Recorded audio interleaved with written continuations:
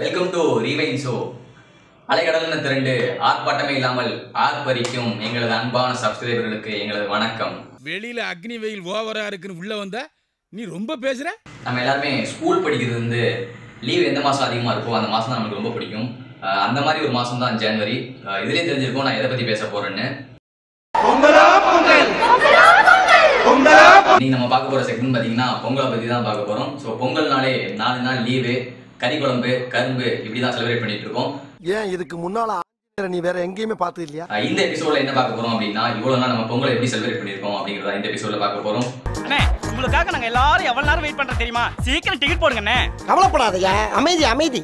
கரெக்டான நேரத்துக்கு கரெக்டா வந்து கலக்குன்னு கலக்குவோம்ல.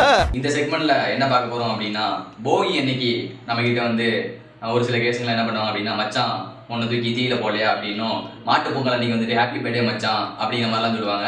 இந்த மாதிரி கேஸுகள்லாம் இதெல்லாம் காமெடின்னு சொல்லிட்டு இன்னும் சுத்திட்டு தான் இருக்காங்க. இதெல்லாம் ரிப்பீட்டர் வச்ச மாதிரியே வருஷம் வந்து நம்ம கிட்ட இந்த விஷயம் சொல்லிட்டு இருக்காங்க. இவருக்கு இதான் வேலை. இப்போ நம்ம பார்க்க போற செக்மெண்ட் என்ன அப்படின்னு பாத்தீங்கன்னா, இதுதாங்க ஒரு முக்கியமான செக்மெண்ட். என்ன செக்மெண்ட் அப்படின்னு பாத்தீங்கன்னா, ட்ரெயின் டிரைவர்ஸ். ஸோ இந்த செக்மெண்ட்ல என்ன பண்ணுவாங்க அப்படின்னா, வாட்ஸ்அப்ல ஒரு குரூப் வந்து எந்த ஒரு ஃபங்க்ஷன் வந்தாலும், அதாவது தீபாவளியா இருக்கட்டும், கிறிஸ்மஸா இருக்கட்டும், ஏன் பொங்கலா இருக்கட்டும், எந்த ஃபங்க்ஷன் வந்தாலும் அதுக்கு ஏற்ற மாதிரி ரிலேட்டடான ஸ்டேட்டஸ்லாம் போடுவாங்க. இப்போ உதாரணத்துக்கு பார்த்தீங்கன்னா, போகி அன்னைக்கு சாமி படத்தில் வர மாதிரி இந்த ஜிண்டாவிலே இதுதான் அண்ட பழசு அப்படிங்கிற டைலாகையும், பொங்கல் அன்னைக்கு தளபதி படத்துல இருந்து காட்டு குயிலே இந்த சாங்கையும், மாட்டு பொங்கல் அன்னைக்கு டக்குன்னு சும்மா டக்கரான சாங்ஸ் எல்லாம் போடுவாங்க. அதெல்லாம் போட்டு ஏதோ பெரிய சிறப்பா சாதிச்ச மாதிரி ஃபீல்லாம் பண்ணுவாங்க.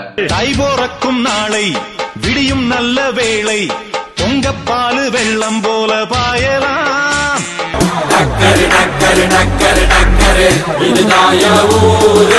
இந்த மாதிரி தாங்க, இந்த மாதிரி ஸ்டேட்டஸ்லாம் போட்டு சிறப்பாக பொங்கலை செலிப்ரேட் பண்ண மாதிரி ஒரு ஃபீல் ஒன்று கொடுப்பாங்க பாருங்க.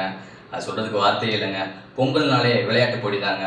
அதாங்க ஒலிம்பிக்கே டஃப் கொடுக்குற மாதிரி லெமன் இந்த ஸ்பூன், கோணிப்பை ரேஸ், இந்த மாதிரி பல கேம்ஸ்லாம் வச்சு இதுக்கு இவங்க கொடுக்கக்கூடிய சகுமானம் என்னன்னு பார்த்தீங்கன்னா, ஸோ பொங்கல் அன்னைக்கு பார்த்தீங்கன்னா புது ஷர்ட்லாம் எடுத்துட்டு அந்த ஷர்ட்டில் மஞ்சள் வச்சுட்டு அடுத்த நாள் ஸ்கூலுக்கு போய் சும்மா மாஸ்க் காட்டுவோம்ல, அந்த மாதிரிலாம் இருந்தோம். இதுதாங்க இவ்வளோ நாள் நம்ம செலிப்ரேட் பண்ணிருக்கக்கூடிய பொங்கல். ஸோ பொங்கல் அப்படிங்கிறது ஒரு சுவாரஸ்யமான ஒரு நாள். இந்த நாளில் விவசாயிகள் தங்கள் அறுவடை செஞ்ச பயிர்களை சூரியனுக்கு படைக்கிற நாள் தாங்க இந்த பொங்கல். ஸோ இந்த பொங்கலை வந்து விவசாயிகளுக்கு சமர்ப்பணம் பண்ணலாம். அது மட்டும் இல்லாமல் உங்களுக்கு சாப்பிடக்கூடிய ஃபுட்டை வந்து வேஸ்ட் பண்ணாதீங்க. வீட்டுக்கு பெயிண்ட் அடிக்கிறத ஆரம்பிச்சு பொங்கலுக்கு அடுத்த நாள் பொங்கலுக்கு ஓலை எடுக்கிற வரைக்கும் நம்ம சிறப்பாக செலிப்ரேட் பண்ண பொங்கலை இன்னைக்கு 6 மணிக்கு குக்கரில் 3 விசில் அப்படிங்கிற கணக்கில் முடிச்சிட்டாங்க.